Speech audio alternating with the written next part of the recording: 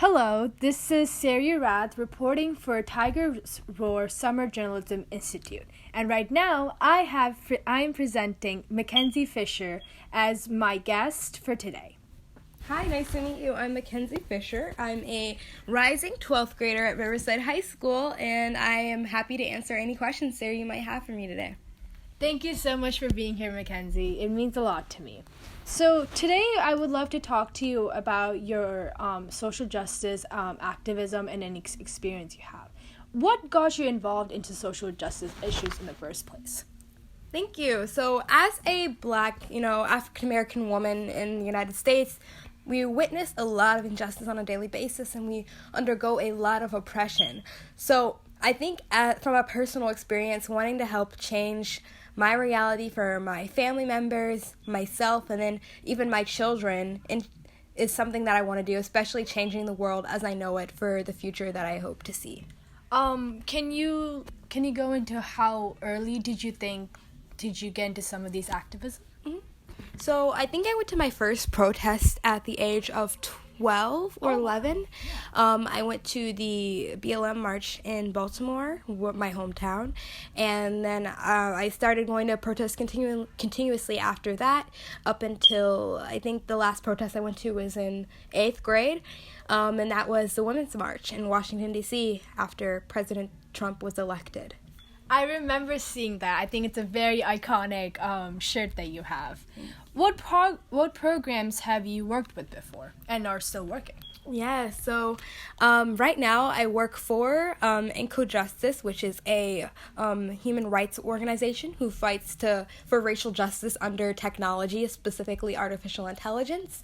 I also have volunteered for Black Lives Matters and volunteered for the Women's March, and I have worked for the ACLU, still kind of work on the side a little bit with Encode Justice and partnering with ACLU. But yeah, those are a few organizations I've worked with. Can you elaborate or say the full acronym for ACLU? Mm-hmm. American Civil Liberties Union.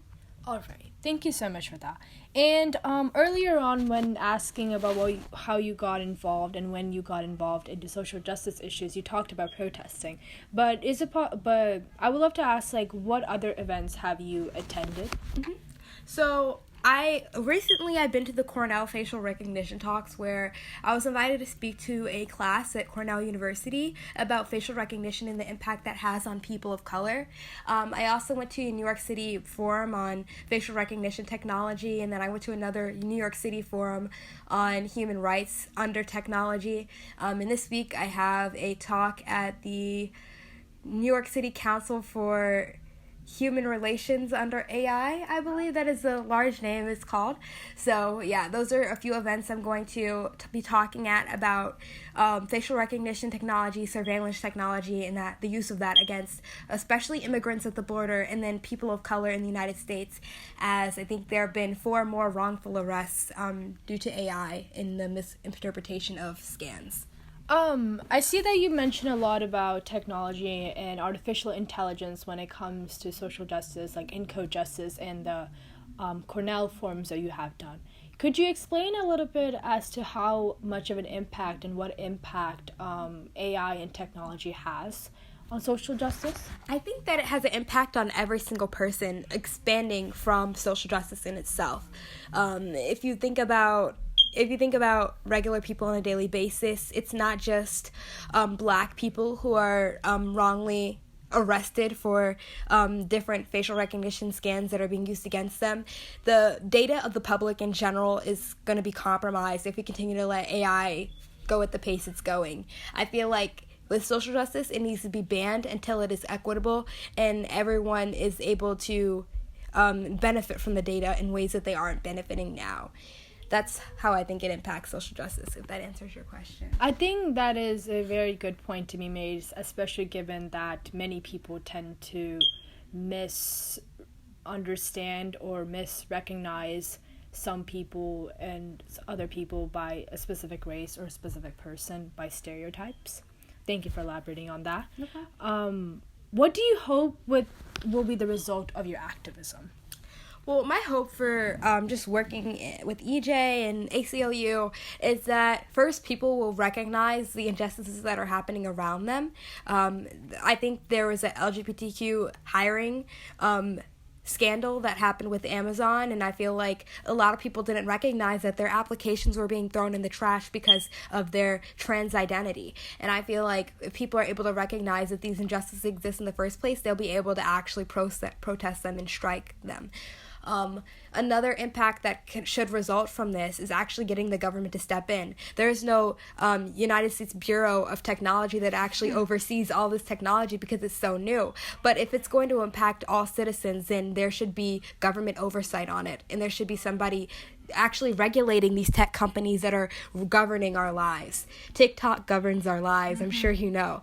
But what you don't know maybe is that it could also, the data that they have on you could also result in you being discriminated against in the future, which is not great. So that is very much understandable. Would you also say that much of activism is not inherently just a group or a organization responsibility, but an individual responsibility? Yes, I think there's two parts to activism. There's like the intrinsic part, which is on your own. You should want to change your community for yourself. Like I talked about my family, that's why I got into it, because my dad could be that person who is wrongfully arrested, or my brothers.